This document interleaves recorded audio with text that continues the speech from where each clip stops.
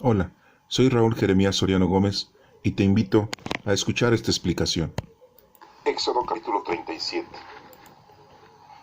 Bezalel hizo el cofre de madera de acacia, que medía 1 metro y 10 centímetros de largo, 65 centímetros de ancho y 65 centímetros de alto.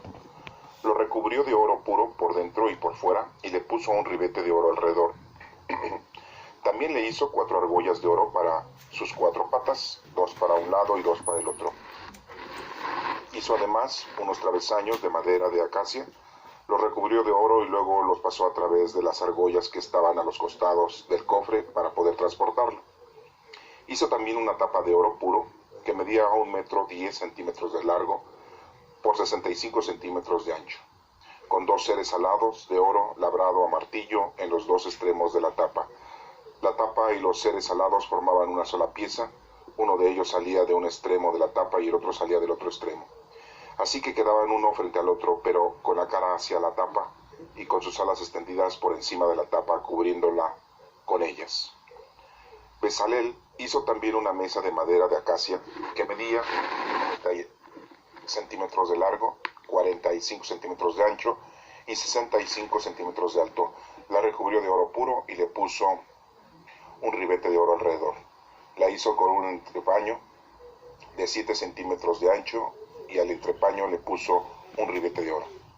También le hizo 4 argollas de oro y se las puso en las 4 esquinas correspondientes a las 4 patas, de manera que quedaran junto al entrepaño para pasar los travesaños por ellas y así poder transportar la mesa. Los travesaños para transportar la mesa los hizo de madera de acacia y luego los recubrió de oro. También hizo de oro puro los utensilios que debían estar sobre la mesa, es decir, sus platos, cucharones, jarras y copas para las ofrendas de líquidos. Hizo también el candelabro de oro puro labrado de martillo.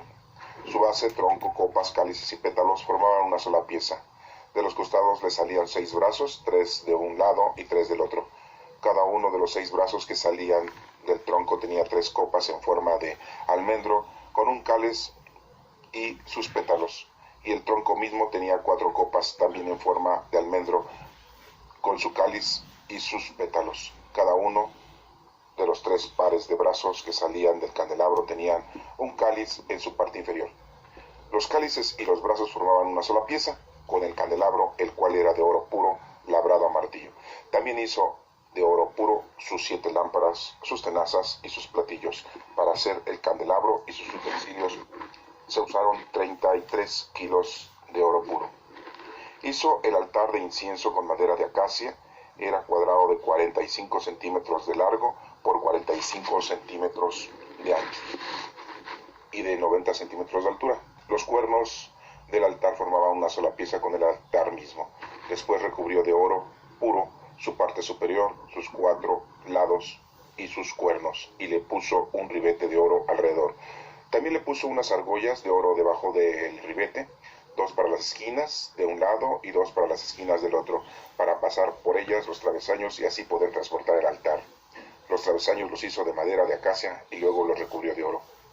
Hizo también el aceite santo de consagrar y el incienso de perfume puro, como lo hacen los perfumeros. Capítulo 38.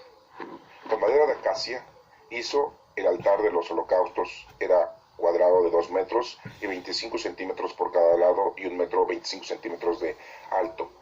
Para sus 4 esquinas les hizo 4 cuernos, los cuales formaban una sola pieza con el altar y estaban recubiertos de bronce. Hizo también de bronce todos los utensilios para el altar, los cenceros, las palas, los tazones, los tenedores y los braseros. También hizo una rejilla de bronce y la puso debajo de la orilla del altar, a media altura del mismo. Hizo también 4 argollas para las 4 esquinas de las rejillas de bronce, para pasar por ellas los travesaños. Luego hizo los travesaños de madera de acacia, para el altar los recubrió de bronce, y los pasó a través de las argollas que estaban en los costados del altar para poder transportarlo. El altar lo hizo hueco y de madera. Con los espejos de las mujeres que servían a la entrada de la tienda del encuentro, hizo la palangana de bronce y su base del mismo metal. Hizo el patio por el lado sur. El patio tenía 45 metros de cortinas de lino torcido. Sus 20 postes con sus 20 bases eran de bronce. y sus ganchos y anillos eran de plata. Por el lado norte había cortinas a lo largo de 45 metros con sus 20 postes y 20 bases de bronce y sus ganchos y anillos de plata. Por el lado occidental había 22 metros y medio de cortinas con 10 postes y 10 bases. Los ganchos de los postes y sus anillos eran de plata. Por el lado oriental también había 22 metros y medio de cortinas. De un lado de la entrada había unos 7 metros de cortinas con 3 postes y 3 bases. Y del otro lado, de uno al otro lado, la entrada del patio había 7 metros de cortinas, 3 postes y 3 bases. Todas las cortinas alrededor del patio eran de lino torcido. Las bases para los postes eran de bronce, los ganchos de los postes y sus anillos eran de plata y la parte superior de los postes estaban recubiertas de plata. Todos los postes del patio tenían anillos de plata. La cortina a la entrada del patio estaba finalmente bordada sobre tela morada, tela de púrpura, tela roja y lino torcido. Medía 9 metros de largo por 2 metros y 25 centímetros de alto, igual que las cortinas del patio.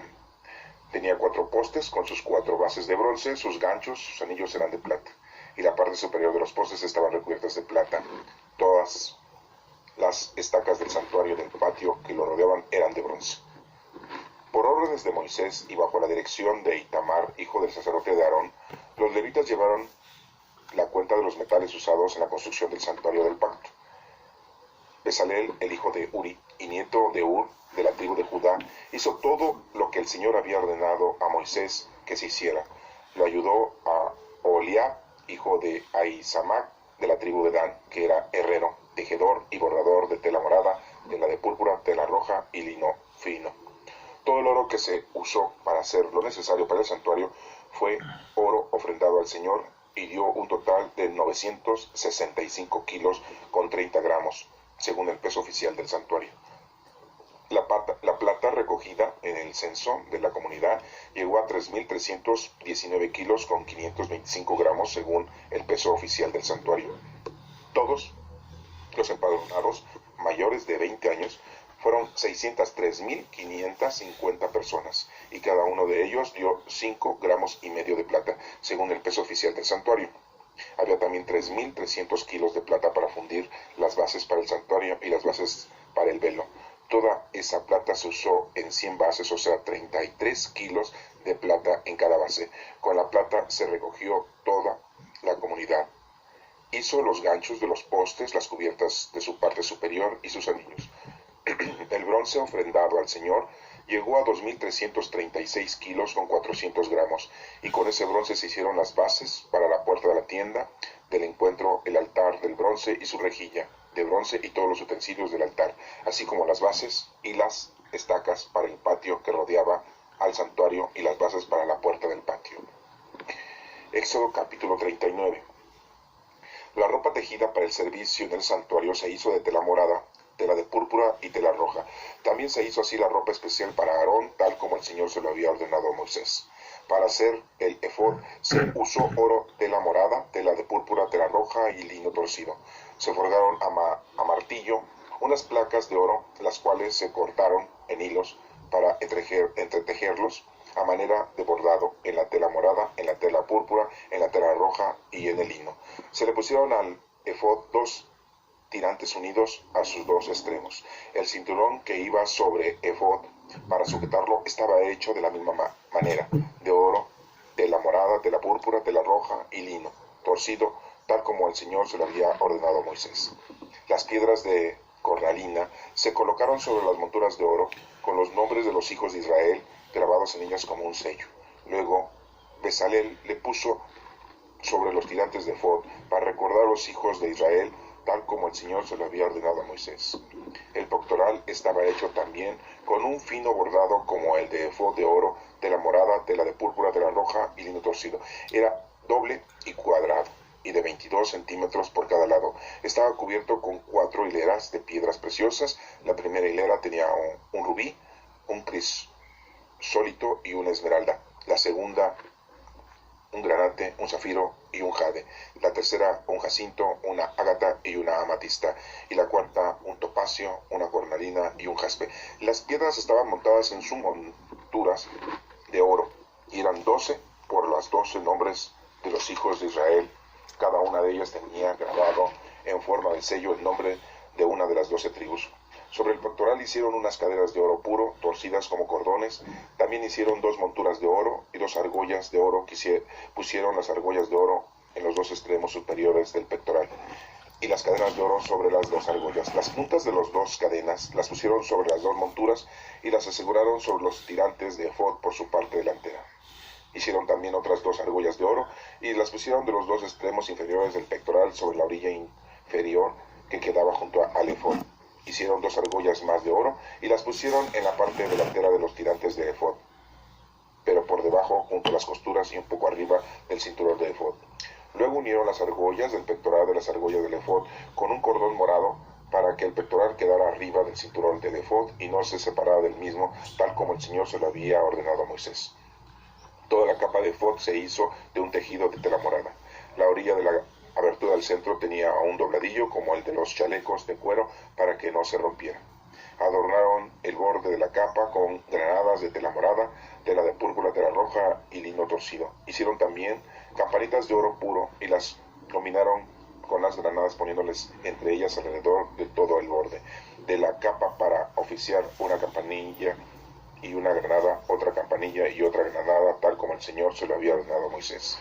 Las túnicas de lino para Aarón y los hijos fueron hechas por un tejedor, lo mismo que el turbante, los tocados y los calzoncillos de lino torcido y el cinturón de lino torcido, tela morada, tela púrpura y tela roja. Fue bordado artísticamente tal como el Señor se lo había ordenado a Moisés.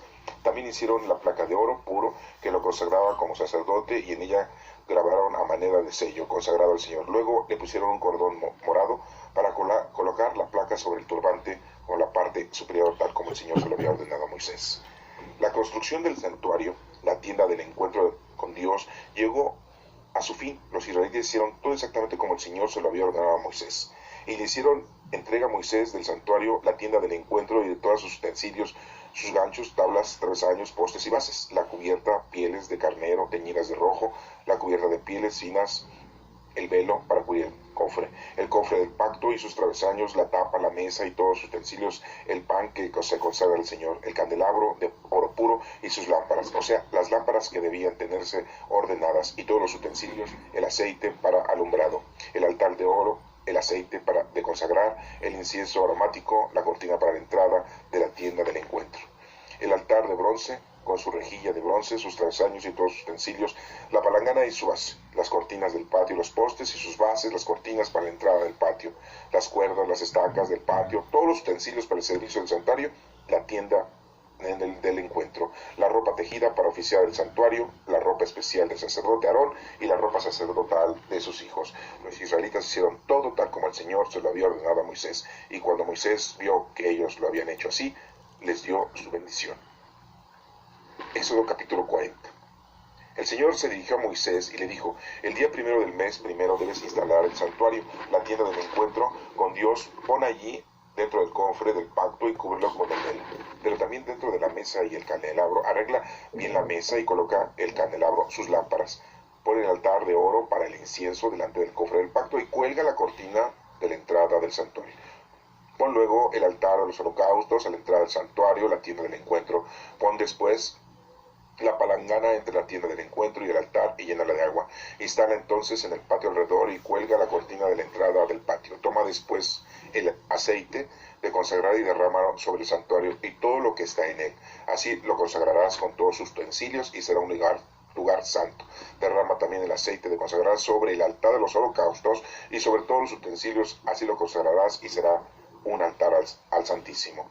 Derrama aceite sobre la palangana y su base, y así lo consagrarás. Lleva después a Aarón y sus hijos cerca de la puerta de la tienda del encuentro y haz que se bañen y que Aarón se ponga la ropa especial. Luego derrama aceite sobre él y consagrarlo como mi sacerdote. Acerca luego a sus hijos, ponen las túnicas y derrama aceite sobre ellos, como lo hiciste con Aarón, para que sean mis sacerdotes. Con ese derramamiento de aceite sobre ellos se establece un sacerdocio eterno a través de los siglos. Moisés lo hizo tal como el Señor se lo había ordenado, y así al comenzar el segundo año después de la salida de Egipto, el día primero del mes primero, fue instalado el santuario. Moisés instaló el santuario y puso sus bases, colocó las tablas, puso los travesaños, levantó los postes, extendió la tienda de campaña sobre el santuario y colocó la cubierta para la parte superior de la tienda tal como el Señor se lo había ordenado. Después Moisés tomó las tablas de la ley y las puso en el cofre del pacto. Luego le puso el cofre, los travesaños y su tapa para la parte superior y lo llevó al interior del santuario. Colgó entonces el velo, cubrió el cofre, tal como el Señor se lo había ordenado. Luego puso la mesa dentro de la tienda del encuentro, al lado norte del santuario, pero fuera del velo. Sobre la mesa acomodó bien el pan ante la presencia del Señor, tal como el Señor se lo había ordenado. Puso también el candelabro dentro de la tienda del encuentro, frente a la mesa, al lado sur del santuario. Encendió las lámparas ante la presencia del Señor, tal como el Señor se lo había ordenado. El altar de oro lo puso dentro de la tienda del encuentro delante del velo, y quemó en él incienso aromático tal como el Señor se lo había ordenado. Después Moisés colgó la cortina para la entrada del santuario. Luego puso el altar de los holocaustos a la entrada del santuario, la tienda del encuentro, y en él quemó animales y cereales como ofrendas tal como el Señor se lo había ordenado. La palangana la puso entre la tienda del encuentro y altar y la llenó de agua para lavarse. De allí sacaba agua Moisés y Aarón, sus hijos, para lavarse las manos y los pies. Se lavaban cuando entraban en la tienda del encuentro y cuando se acercaban al altar, tal como el Señor se lo había ordenado a Moisés. Finalmente, Moisés instaló el patio alrededor del santuario en el altar y colgó cortina en la entrada del patio. Al terminar Moisés la construcción, la nube cubrió la tienda del encuentro y la gloria del Señor llenó el santuario. Moisés no podía entrar en la tienda del encuentro porque la nube se había asentado sobre ella y la gloria del Señor llenaba el santuario. Cuando la nube se levantaba de encima del santuario, los israelitas levantaban su campamento y seguían su camino, pero si no se levantaba la nube, tampoco ellos levantaban su campamento, sino que esperaban hasta que la nube se levantaba. A lo largo de todo el viaje de los israelitas y a la vista de todos, la nube del Señor estaba sobre el santuario durante el día y durante la noche había un fuego sobre él. Esta es palabra del Señor. Te alabamos, Señor. Estos últimos capítulos del libro del Éxodo, en donde se nos está explicando cómo se realizó el santuario, cómo se realizó el altar al Santísimo, al Altísimo, a nuestro Padre Dios, según como Él lo había exigido. Así como Él le había transmitido a Moisés cómo quería que se hicieran las cosas, así se llevó a casa. Y vemos cómo nos hace una redacción muy plena, muy exacta, de cada una de las cosas que se tenían que hacer. Tanto el vestuario de los sacerdotes, como la construcción del santuario, y cómo se consagra el santuario. Y vemos también cómo debe de ser el patio en donde va a estar el santuario. Los metales en el santuario que son usados, vemos que se usa el oro, vemos que se usa el bronce, la plata, vemos que la madera que se usa es madera de acacia, la palangana que ponen que es para lavarse las manos, para estar limpios. Todo esto son indicaciones que el Señor nos está dando. El candelabro tenía que ser de oro. El cofre del pacto, que es el arca de la alianza, donde se resguardan las tablas que Dios mismo hizo por su mano propia, escribió sobre las tablas, iban a estar resguardadas en la arca, en el cofre del pacto. También recuerden que posteriormente se puso ahí el sobrante del maná que Dios les empezó a dar a los israelitas durante 40 años. Y todavía hubo un sobrante y lo guardaron dentro de un recipiente cerrado, y ese recipiente fue puesto dentro del cofre. Y posteriormente el báculo, el bastón, con el cual Moisés había dirigido al pueblo la salida de Egipto, de esa esclavitud que duraron 400 años. Vemos también cómo nos menciona aquí que el pan que va a poner para que nuestro Padre Dios lo bendiga y sea el alimento importante para la vida del ser humano, para la vida del hombre. Entonces nos estamos dando cuenta que la construcción del santuario tiene varios puntos muy importantes que debemos nosotros de tomar y de saber que así tenía que ser. Si tú quieres observar algo muy importante, lo podemos analizar. ¿Por qué el Señor nos pide que el santuario sea de esa manera? vamos a dar algunos puntos para que los tengas tú en orden. El Señor te dice y te indica exactamente cómo debe de ser su santuario. No lo vas a inventar tú. En la actualidad nosotros vemos que hay muchas iglesias, que hay muchos santuarios, que hay muchos altares. Y afortunadamente la Iglesia Católica tiene muchos puntos que toma en cuenta para llevar a cabo un altar, un templo o una iglesia. Lleva los puntos tal como aquí se está indicando. No te digo que en todos, y no te digo que en su totalidad, pero sí hay varios puntos como las telas, los colores. También algunas iglesias en la antigüedad tenían esos tipos de metales, que es el bronce, es el oro y la plata. Hay algunos altares, el ara, que es la mesa, que está hecha de madera. En ese entonces era de acacia. Si se pudo haber hecho, pues se hacía, y si no, pues ya lo hacían de madera el altar, el ara. Todas esas cosas son muy importantes que las denotes. ¿Por qué? Porque el Señor te da la indicación de cómo debes tú de hacer un altar. ¿Y por qué Dios escogió ese tipo de materiales? Porque el Señor precisó que debíamos de trabajar con ese tipo de colores, porque son los colores más importantes para el Señor, que están aquí en este mundo. También son los metales más importantes que existen en este mundo.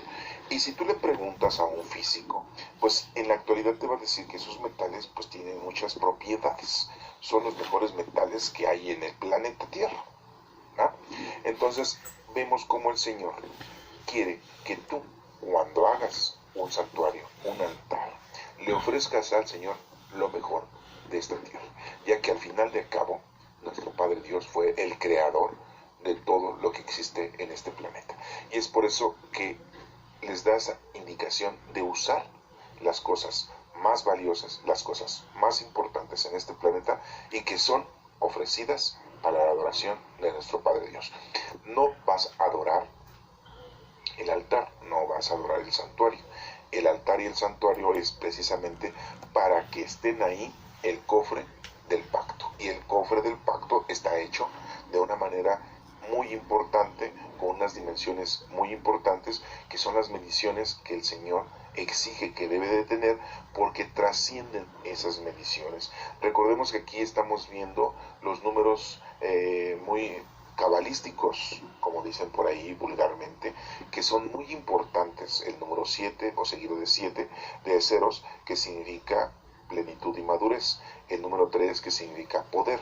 Vemos también cómo se menciona mucho el número 33, y que ya después, en la venida de nuestro Señor Jesucristo, a los 33 años muere. Y también nos menciona el número 3, que al tercer día nuestro Señor Jesucristo resucita. Y también nos menciona el número 30, y el número 30 significa la vida en que nuestro Señor Jesucristo a esa edad empezó su vida pública. Pero también nos menciona el número 4, seguido de ceros, que significa preparación. También nos menciona el número 2, que significa que Dios está ahí en medio de esos dos números, del número 2. También nos menciona el número 1, que es el poder de Dios, que es el poder, el número 1, que es Dios, amar a Dios sobre todas las cosas.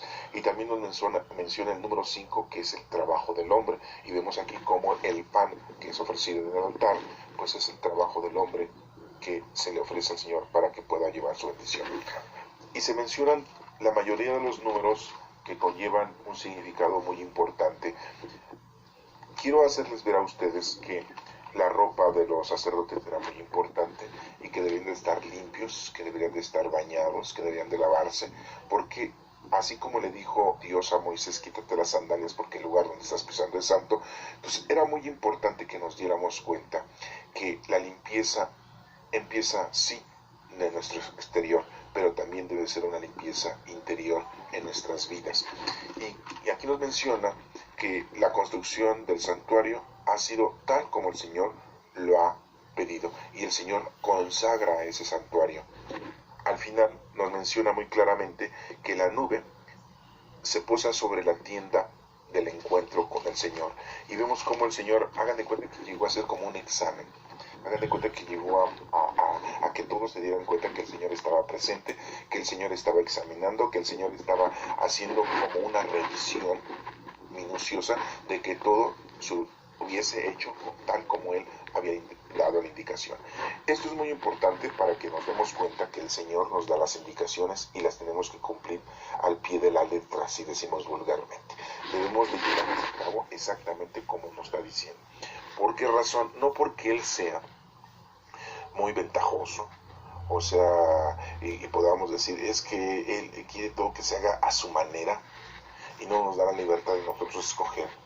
Si usamos nuestra libertad como siempre la hemos usado, vamos a tener muchas equivocaciones, y siempre hemos tenido equivocaciones y nos seguimos equivocando.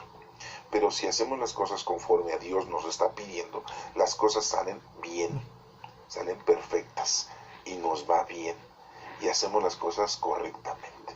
Pero desafortunadamente tenemos en nuestra vida, en nuestro cuerpo, en nuestro cerebro, en nuestros sentidos, una apreciación, y aportamos nosotros una conducción, un comportamiento, una actitud, o tenemos aptitudes diferentes, y eso nos conlleva a tener errores. Por lo tanto, no dejamos de ser seres humanos, porque el ser humano tiene equivocaciones, tiene errores y no hace bien las cosas. Pero si nosotros aquí ya nos están dando una indicación de cómo debemos de hacer las cosas, así como se las dijo a ellos, para llegar a cabo ese cofre del pacto, ese santuario, ese patio del santuario, esa tienda del santuario, esos sacerdotes cómo debían de ser y cómo debían de vestir, entonces nos estamos dando cuenta que el Señor siempre nos dice, pero de una manera exacta, cómo debe de hacerse las cosas. Vemos cómo Jesucristo, cuando vino, nos menciona que Él no viene a quitar la ley, viene a darle plenitud, porque la gente no le ha entendido, no ha llevado a cabo las cosas conforme Dios les ha especificado.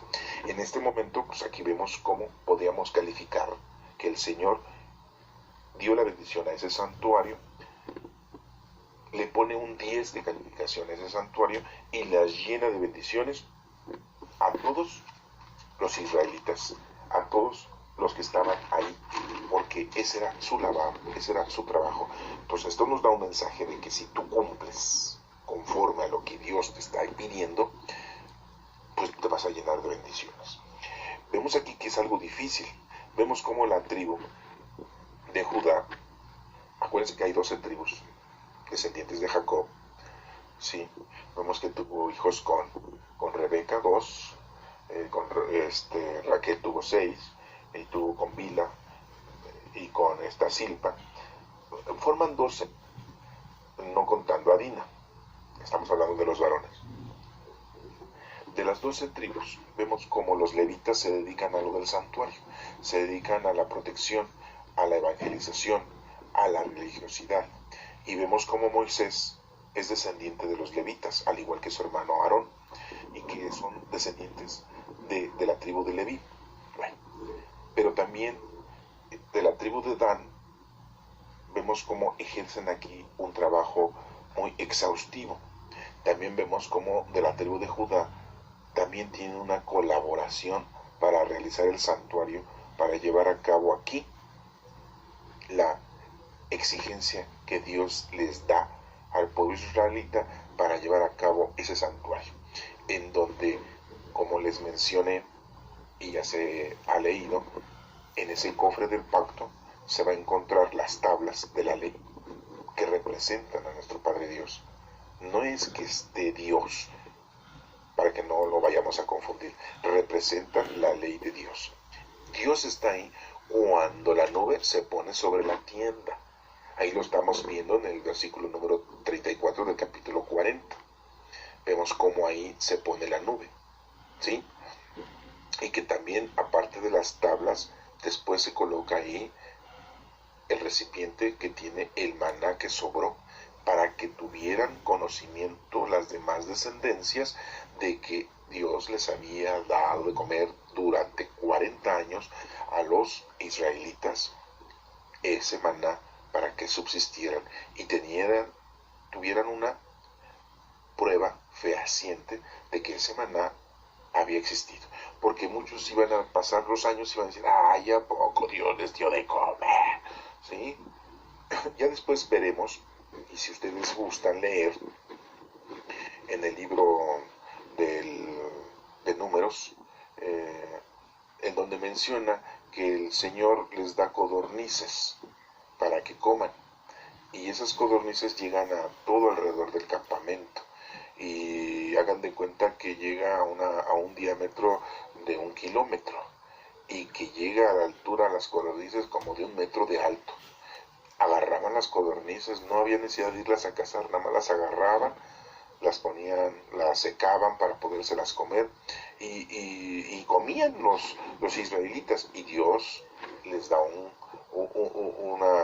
reprendo, un castigo, una lección, porque dice: a ustedes nada más les preocupa comer, a ustedes nada más les preocupa el que yo esté con ustedes para satisfacer sus necesidades básicas, y no están conmigo verdaderamente porque quieran estar conmigo.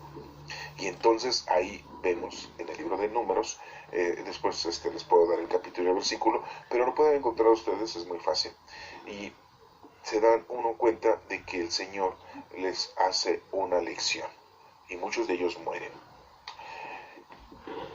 Esto es algo importante porque nos hace entender que si nosotros no estamos con Dios, morimos, físicamente y espiritualmente. Si estamos con Dios, recibimos la bendición, vivimos bien aquí y esperamos vivir bien allá con el Señor. Porque el Señor nos ha prometido y nos ha dicho y nos ha comunicado e informado que después de aquí seguimos una vida eterna. Con el Señor, no a otro lado, con Él. Venimos de Él y regresamos a Él. Quiero también hacer verles a ustedes que el amor tan grande que Dios tiene a Moisés es increíble. Vemos cómo Moisés es un gran profeta, es uno de los profetas mayores. Lo podríamos comparar con Abraham, que es el padre excelso, el padre de todas las generaciones, el padre de la fe, porque tuvo mucha fe en nuestro Padre Dios. Y vemos cómo Abraham tuvo muchas equivocaciones, al igual que Isaac, al igual que Jacob, al igual que los 12 hijos de Jacob. No voy a mencionar todas las equivocaciones, pero en general se acuerdan ustedes de que los hermanos, los hijos de Jacob, los hermanos de José, pues lo vendieron. Eso fue una equivocación. Voy a mencionar nada más esa, ¿no? Para que no retomemos todo eso, porque nos tardaríamos mucho. Vemos como Jacob pues también se equivoca y pues tiene 4 mujeres, y de las 4 mujeres nacen los 12 hijos, ¿verdad?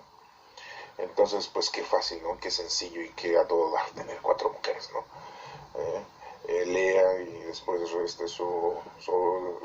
las sirvientas Silpa y Bila y su otra mujer. Bueno, a lo que voy es que también Isaac tiene equivocaciones. No sé si se acuerdan ustedes, no voy a mencionar todas, pero estoy mencionando algunas. Isaac también, cuando encuentra a su mujer, pues ya se olvida. Él vivía en la casa de campaña de su madre, y cuando encuentra a su mujer hermosa y bella, pues ya la casa de campaña, o la tienda de campaña donde vivía su madre, Sara, ya la toma como casa propia, y ya deja de guardarle luto a su madre, ¿verdad? O sea, en ese tipo de situaciones muy humanas, o sea, muy normales, muy de hombres, ¿no?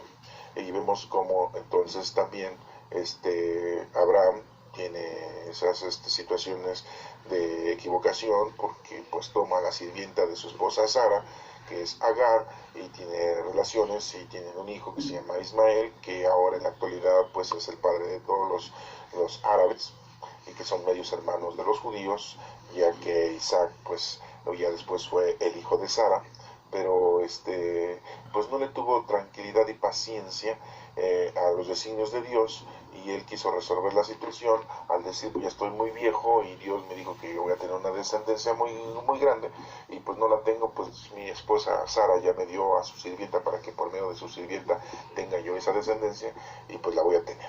Y ya después el Señor va y le dice: pues tú vas a tener una descendencia, sí, pero de tu propia mujer. Y Sara también se equivoca, se ríe, no cree que ella vaya a quedar embarazada a cierta edad en la que ella ya se encuentra, ¿verdad? Ya una persona más de 70 años. Y bueno, todos los errores que estamos analizando ahorita, que los estoy renombrando, pues nos vamos a acordar de que todos ellos son seres humanos, con errores. Y así somos todos. Aquí lo importante es que te des cuenta que si nosotros estamos cumpliendo con el Señor y si nosotros estamos verdaderamente haciendo caso en las indicaciones que el Señor, como lo hicieron al realizar todo este santuario, todo este altar, pues se llenan de bendiciones. Y ese pueblo israelita pues llega de bendiciones.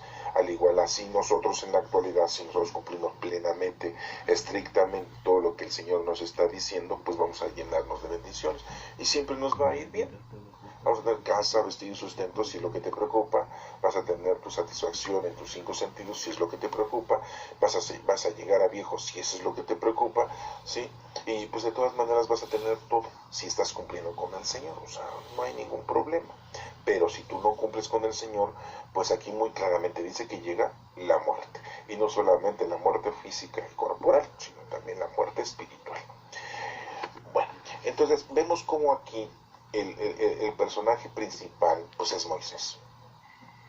Y vemos cómo Moisés viene desde una situación en la que desde que es niño pues es puesto en un canasto para que se salve su vida. Y vemos ya esa historia que ya la hemos contado, en donde la hija del faraón encuentra el canastillo, ese niño, y la hermana de Moisés le dice a la hija del faraón que si quiere que amamantara a ese niño, ya que ella no lo podía amamantar, pues ella no estaba amamantando, ¿verdad? Dice, pues yo se lo llevo a la madre de este niño para que lo amamante, y ya cuando esté más crecidito, pues ya se lo traigo y va a ser su hijo. La hija del faraón parece ser que no podía tener hijos, o no tenía marido, vayan ustedes a saber, pero ya después Moisés crece como hijo de la hija del faraón, o sea, como nieto del faraón, ahí en Egipto, cuando todavía estaban los israelitas en Egipto, cuando ya iban a cumplir casi 400 años de estar ahí. Después Moisés vemos cómo asesina a un egipcio, ¿verdad? Porque está maltratando a uno de sus hermanos de raza. Tiene que huir Moisés porque pues es descubierto y es pena de muerte. Para lejos de Egipto, se casa y dura muchos años, llega a su vejez, pastoreando ovejas, viviendo tranquilamente como cualquiera de nosotros, ¿verdad? Con su mujer y sus hijos. Y vemos cómo Moisés es llamado por Dios para que vaya a Egipto en compañía de Aarón, para que libere al pueblo israelita de toda la esclavitud. Y vemos todo este ya suceso que vemos nosotros, que ya hemos leído, que ya hemos investigado y estudiado. El comportamiento de Moisés, de muchas equivocaciones que tiene, y aún así el Señor le tiene una distinción, y aún así el Señor lo perdona. Esto nos da un mensaje a nosotros, que a pesar de lo que seamos, si verdaderamente nosotros queremos estar con el Señor, nos arrepentimos, pues podemos llegar a su perdón, podemos llegar a su grande amor, y podemos tener nosotros tranquilidad y paz. Vemos posteriormente que Moisés pues está tratando de cumplir con todo lo que el Señor está pidiendo, pero se sigue equivocando. Pero Dios, al ver que es un hombre que constantemente se equivoca, pero constantemente se arrepiente, que constantemente comete errores, sí, pero constantemente trata de cumplir con el Señor, vemos cómo la lucha es impetuosa. Y es muy necesario que nosotros entonces hagamos lo mismo, que seamos unas personas perseverantes, luchemos para alcanzar nuestra libertad, para alcanzar esa libertad que Dios nos da al tener cerca de Él todas sus bendiciones y que nos vaya bien. Hay mucha gente que no lucha, hay mucha gente que se conforma con lo que tiene, y no estoy hablando de las cosas materiales, sino con lo que tiene del Señor o lo que no tiene del Señor, porque no creen en Dios. Y entonces se alejan más, no están cerca del Señor. Y vemos como Moisés, a pesar de todo, el Señor lo tiene, lo mantiene, lo contiene, ¿sí? Y lo dirige para que continúe cumpliendo con el menester que el Señor le ha indicado. Y en este caso, ser el gran profeta, ser un líder. Y aunque ya después vemos en no lo dice aquí en el libro del Éxodo, lo podemos ver en el libro del Números, en donde Moisés pues ya no llega a la tierra prometida, muere a los 120 años, es enterrado y ya después se pierde el lugar en donde fue enterrado. No se sabe en la actualidad en dónde están sus restos de Moisés. Y si algún día les llegan a decir a ustedes, vengan a visitar la tumba de donde está Moisés, pues es una vil mentira, porque no se sabe.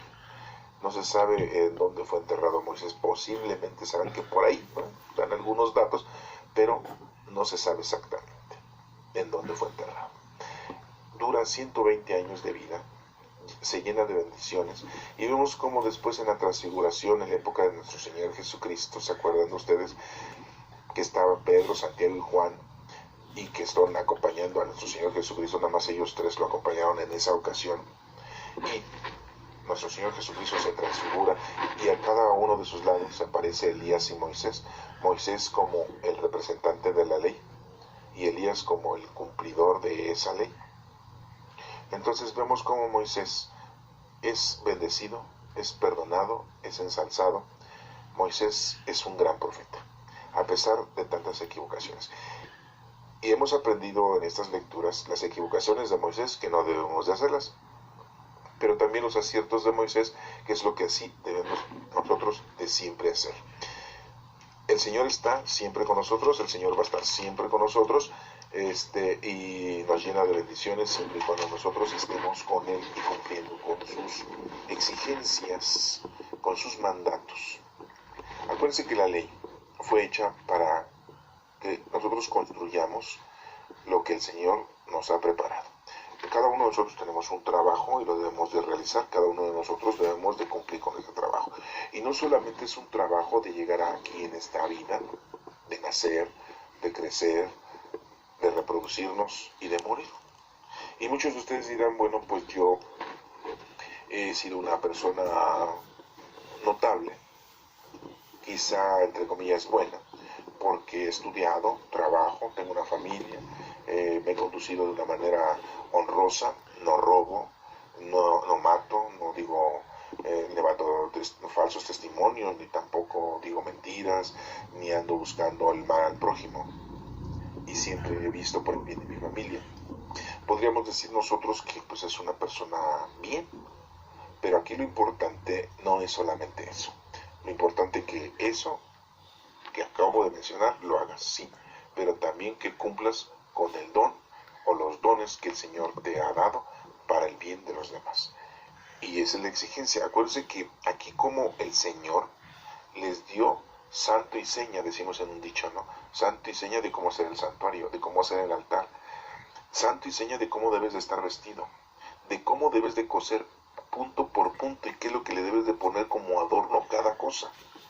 Esto es muy importante en la teología, entender que el Señor te va diciendo exactamente cómo tienes que hacer las cosas en tu vida. Y ya en la actualidad podrías tú hacerte un examen, los años que tengas, ahorita que estás escuchando, estás entendiendo, puedes ser un joven, puedes ser un adulto, puedes ser un anciano. Puedes hacerte un examen ahorita y decir, ¿he cumplido? ¿He hecho las cosas correctamente como Dios? ¿O todavía ni sabes qué es lo que tienes que hacer? ¿O todavía ni sabes cuáles son los dones que tienes que ponerte a trabajar? Y a lo mejor ya eres una persona adulta y dices, híjole, me pasé toda la vida viviendo una vida mundana y material, satisfaciendo mis 5 sentidos, y no me había dado cuenta de esto que el Señor me está pidiendo. Nunca es tarde para empezar. Tienes que hacerlo y llevarlo a cabo cuanto antes. El Señor siempre nos da tiempo para que nosotros realicemos nuestra labor. Acuérdate de ese evangelio que nuestro Señor Jesucristo nos acaba de publicar hace poquito, acaba de salir en la liturgia dominical, en donde menciona que el Señor va contratando empleados para su viña. Nos pone una parábola, una semejanza, en donde dice que los que encuentra trabajadores en la mañana, les dice, les voy a pagar tantos talentos. Encuentra a otros a mediodía y les dice, les voy a pagar tantos talentos. Y a otros, ya al atardecer, caída la noche, dicen, te voy a contratar para mi viña, te voy a dar tantos talentos. Los mismos talentos que los que empezaron en la mañana. Y muchos trabajadores que entraron a trabajar en la mañana, le replican al Señor y le dicen, Señor, ¿por qué a ellos les vas a pagar lo mismo que nosotros? Si nosotros empezamos a trabajar desde temprano, ellos acaban de llegar y van a ganar lo mismo, como que hay injusticia. Y el Señor dice, bueno, ¿qué no puedo yo hacer lo que yo quiera con mis cosas? Aparte, no soy injusto. Yo te contraté y te dije, te voy a pagar tanto. Y estuviste de acuerdo. Entonces, te estoy pagando lo que acordamos. ¿Por qué me estás criticando? Esto es lo mismo que podemos decir nosotros ahorita en nuestra vida. Si eres una persona ya grande y que no has hecho lo que tienes que hacer, y hay otros que lo han hecho desde su juventud, desde su niñez, y si tú lo haces prontamente, cumplirás con el trabajo que el Señor te ha exigido y podrás llenarte de bendiciones.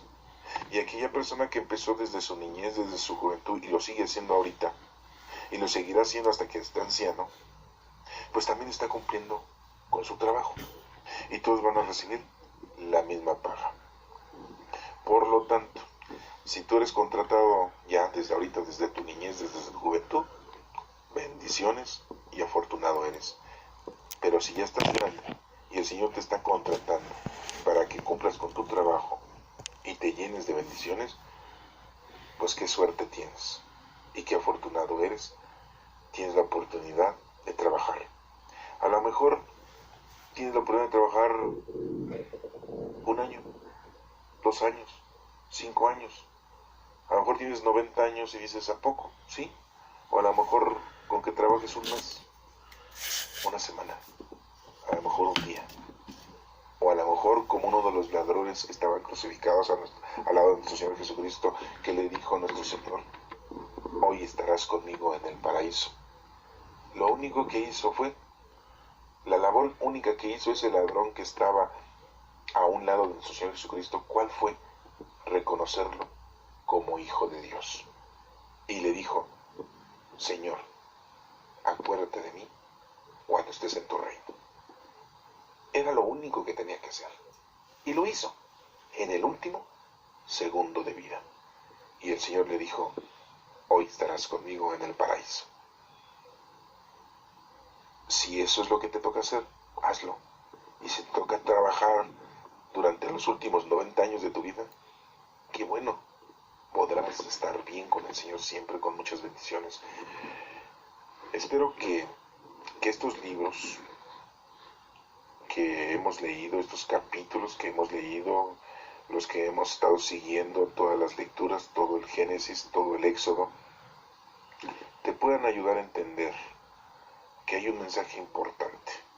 Y quiero que esto quede muy claro, bastante claro. No solo se necesita leer las Sagradas Escrituras, lo hemos hecho. Y a lo mejor al estar escuchando tú las lecturas dices, ¡ay, qué aburrido! Es repetitivo el leerla. Pero hay que estudiarla, el porqué de cada cosa. O sea que hay que leerlo, sí. Hay que estudiarlo, sí. Y hay que entenderlo. Pero lo más importante de esto es interpretar el mensaje. Son 4 cosas, te las voy a repetir. Leer, estudiar, entender y el último, interpretar. Interpretar es usar la teología, que es la ciencia que estudia la palabra de Dios, para saber qué mensaje te está dando. Y este mensaje que nos está dando ahorita es el que acabas de escuchar. Es muy importante entonces cumplir al pie de la letra, como decimos en el dicho, el mensaje, la ley, la exigencia de nuestro Padre Dios, y te llenas de bendiciones y te va a ir bien.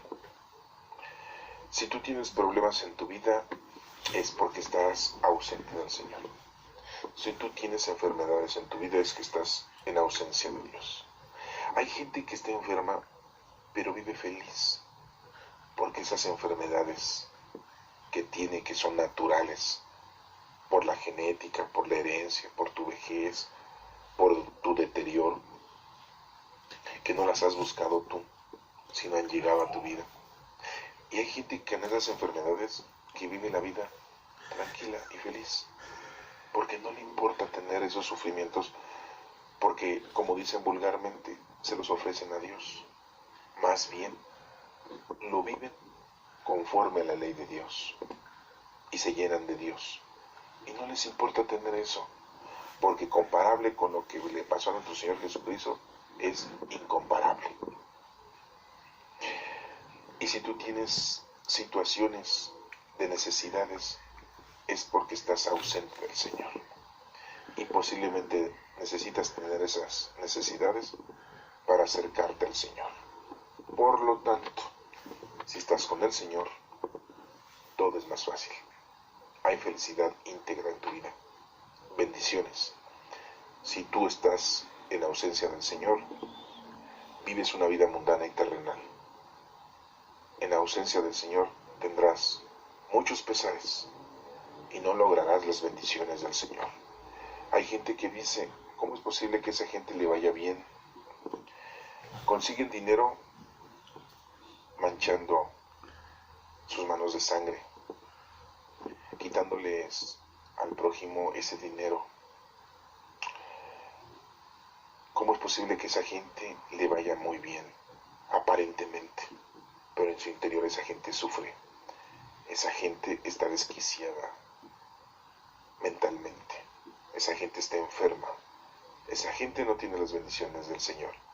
Y si tú denotas a las personas que están con el Señor, les vas a denotar que tienen mucha paz, mucho amor, mucha tranquilidad, mucha sencillez, mucha paciencia,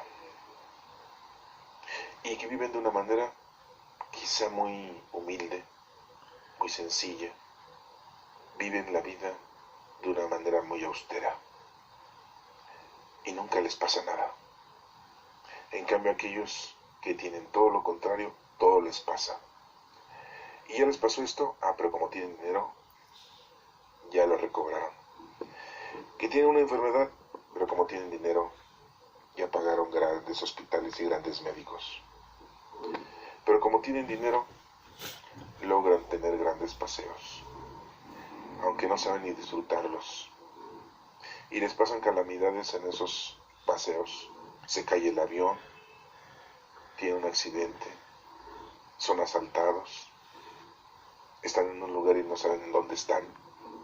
Empiezan a tener enfermedades por causa de esos paseos o de esas diversiones. Hay gente que se compra un carro nuevo y se mata. Hay gente que se saca la lotería. Hay gente que vive con mucha forma ostentosa y los secuestran y los matan.